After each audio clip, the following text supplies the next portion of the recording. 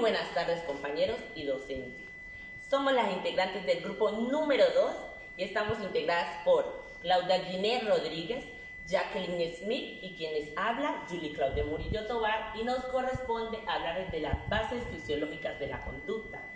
Estas estudian las bases de la conducta y la cognición, concentrándose en el sistema nervioso y endocrino desde el punto de la evolución y la herencia. ¿Esto qué nos viene a decir? Que las conductas de las personas tienen una base fisiológica y que esto nos lleva al estudio del sistema nervioso y del cerebro. Esto nos permite afirmar que la conducta psíquica o mental de las personas tienen un fundamento fisiológico y que los sistemas que velan por el funcionamiento armónico de nuestra conducta son dos. Uno de ellos es el sistema nervioso y el que le sigue el sistema endocrino. Las bases fisiológicas de la conducta tienen un fundamento importante entre ellas, que es la biología y la conducta. Aquí, ¿qué vamos a conocer? Conocemos cómo los estados y procesos corporales producen y controlan el comportamiento y a su vez cómo el comportamiento influye sobre los sistemas corporales. El funcionamiento del sistema nervioso. El sistema nervioso es una red de tejidos que se encarga de captar, procesar señales para que el organismo desarrolle una interacción con el medio ambiente.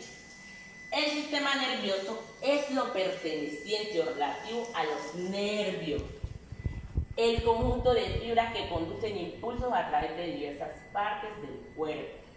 El sistema nervioso cumple con tres grandes funciones, para que las tengamos en cuenta, tres grandes funciones básicas. Entre ellas tenemos la función sensitiva, la función integradora y la función motora. La función sensitiva, esta nos permite reaccionar ante estímulos provenientes tanto del interior como desde el medio exterior. La función integradora, se analiza, se almacena algunos aspectos de esta y toman decisiones con respecto a la conducta a seguir. La función motora responde a todos los estímulos iniciando contracciones musculares o secreciones glandulares.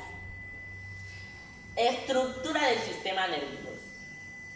Vamos a hablarles de las estructuras del sistema nervioso, que es un sistema electroquímico de comunicación que nos permite pensar, sentir y actuar. Tienen dos tipos de células. Una de ellas las neuronas y la otra las células gliales. Las neuronas son aquellas que reciben e integran y transmiten información, más las células gliales dan un sostén a las neuronas, los alimentan y los aíslan. Los tipos de neuronas que tenemos son los sensoriales sensitivas o aferentes, las neuronas motoras o eferentes, las interneuronas, la sinapsis. Los tipos de neuronas, voy a explicarles las sensoriales, que ellas trasladan los impulsos únicamente en dirección del cerebro o la médula espinal.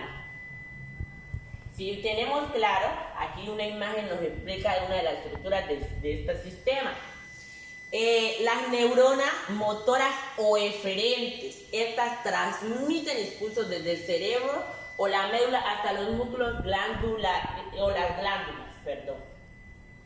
Ahora nos vamos con la última, que es la sinapsis. ¿Qué es la sinapsis? ¿A qué nos viene referencia a este tema? La sinapsis es la manera que se comunica y organiza los nervios y las divisiones del sistema nervioso. Falta una que no les he hablado, las interneuronas. Son aquellas que proporcionan conexiones entre las neuronas sensoriales y las motoras. ¿Listo? Me he hecho entender, espero que sí. Ahora le vamos a hablar del sistema nervioso central. El sistema nervioso central es una estructura compleja que poseen los seres humanos y animales que se encargan de procesar nuestros pensamientos y toda la información que obtenemos a través de ¿de qué? De los sentidos, compañeros. De esto, entonces aquí es donde viene, controla el funcionamiento del cuerpo, procesa la información del exterior, ordena las respuestas del organismo desde el reflejo más simple hasta las respuestas motoras más complejas. Ahora aquí entre ellas tenemos el encéfalo y la médula espinal. El encéfalo es el órgano dentro de la cabeza que controla todas las funciones de un ser humano. Y la médula espinal es la parte del sistema nervioso que transmite mensajes desde y hasta el cerebro. Sistema nervioso periférico. Es la división del sistema nervioso que contiene todos los nervios que se encuentran fuera del sistema nervioso central. Su función es conectar al sistema nervioso central con los órganos, las extremidades y la piel. Este sistema se divide en dos: somático y autónomo. El sistema nervioso somático es el responsable de transportar información sensorial y motora hacia y desde el sistema nervioso central. Este se divide en dos: neuronas motoras y neuronas sensoriales. Sistema nervioso autónomo. Es responsable de regular las funciones corporales involuntarias como el flujo sanguíneo, los latidos del corazón, la digestión y la respiración. Y se divide en dos ramas: sistema parasimpático y sistema simpático. El sistema parasimpático ayuda a mantener las funciones corporales normales y a conservar los recursos físicos. El sistema simpático es una agrupación de neuronas que se sitúa a lo largo de la médula espinal y presenta relación con ganglios de la misma zona. Funciones del sistema autónomo. Controla la variedad de procesos internos que incluyen digestión, metabolismo y respuesta pupilar. También la presión arterial, la frecuencia cardíaca, la temperatura corporal, el peso, la sudoración, entre otros. El sistema endocrino. Está constituido por glándulas endocrinas que producen hormonas, sustancias químicas liberadas hacia la corriente sanguínea, que regulan los procesos como el metabolismo, el crecimiento y el desarrollo sexual. Las glándulas más importantes son la hipófisis, las glándulas tiroides, la paratiroides, el páncreas, las glándulas suprarrenales, los ovarios, los testículos, la glándula pineal, el hipotálamo. Comportamiento y sistema endocrino. Las relaciones entre el equilibrio psicológico, estabilidad emocional y el sistema endocrino son importantes y recíprocas. Hormonas y conductas se interfieren entre sí. Algunos ejemplos son el hipertiroidismo, estrés, algunos trastornos de la hipófisis, entre otros. Genética y conducta. La genética es el estudio de cómo los seres vivos transmiten los rasgos de una generación a otra. Los descendientes no son clones de sus padres, pero algunos rasgos reaparecen de generación en generación en patrones predecibles. Todos los modos de comportamiento humano, como el amor, el odio, la alegría, el miedo, amistad, simpatía, agresión, tienen bases genéticas. Conducta, genética conductual. Los genetistas conductuales estudian los temas que interesan a todos los psicólogos: la percepción, el aprendizaje, la memoria, la motivación, la emoción, la inteligencia, la personalidad y los trastornos psicológicos, pero lo hacen desde una perspectiva genética. Su labor es determinar cuál es la aportación de la herencia y cuál es la del ambiente. Patologías cerebrales. Vamos a ver algunas patologías cerebrales y las técnicas de exploración que hacen más fácil y acertado el diagnóstico y el tratamiento de las mismas. Técnicas actuales de exploración cerebral. Durante siglos, el conocimiento del encéfalo dependió por completo de la observación de pacientes que habían sufrido daños encefálicos. Pero la corteza cerebral humana es mucho más compleja que la de otros animales. En las últimas décadas décadas se han ido descubriendo nuevas técnicas que informan tanto de las estructuras como del funcionamiento del cerebro.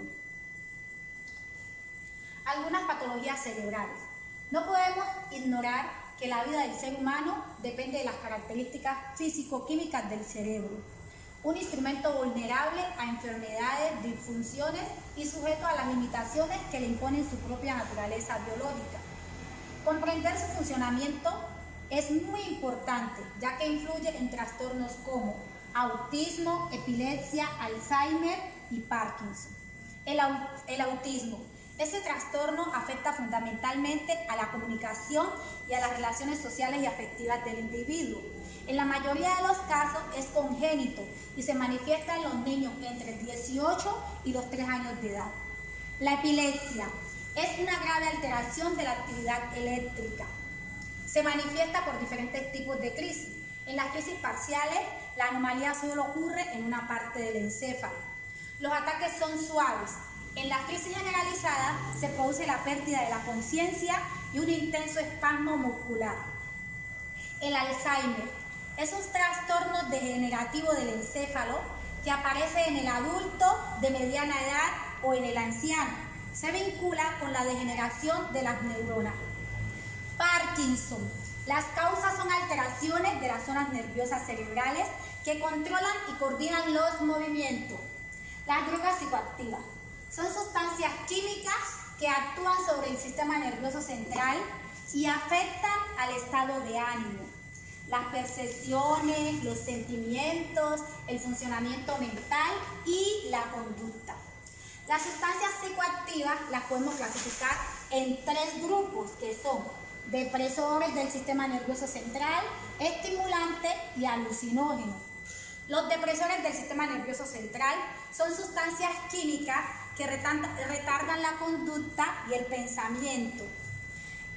Los impulsos nerviosos hacen que las personas tomen depresiones para reducir la tensión, olvidar sus problemas o aliviar sentimientos de soledad, aburrimiento. Alcohol es la más consumida. Los efectos del alcohol dependen de la cantidad y frecuencia de la ingestión. En pequeñas cantidades amortigua la conciencia y produce sensación de relajación y euforia, pero en consumos excesivos daña prácticamente todos los órganos del cuerpo. Fármacos sedantes. Estos han sido utilizados para tratar el insomnio, el nerviosismo, la ansiedad o la epilepsia. Son anticonvulsivos, tienen efecto a largo plazo. Estos fármacos fueron los que primeramente utilizaron. Su abuso no tardó en convertirse en un problema social y de salud. Fármacos tranquilizantes ansiolíticos. La ansiedad se puede definir como un sentimiento de miedo, temor, apresión e incertidumbre sin causa justificada, cuando se acompaña de síntomas vegetativos como sudor, temblor, taquicardia, etc., recibe el nombre de angustia. Estimulantes. Es una droga que aumenta los niveles de actividad motriz y cognitiva, refuerza la vigilia, el estado de alerta y la atención. Entre ellas tenemos la anfetamina y la cocaína. Alucinógenos. Son drogas naturales o síntesis que causan cambios en la percepción del mundo externo, parecidas a las alucinógenas. Entre ellas tenemos la marihuana y hachís, DMT, LSD, la ketamina o el PSP. Bueno, muchas gracias por su atención.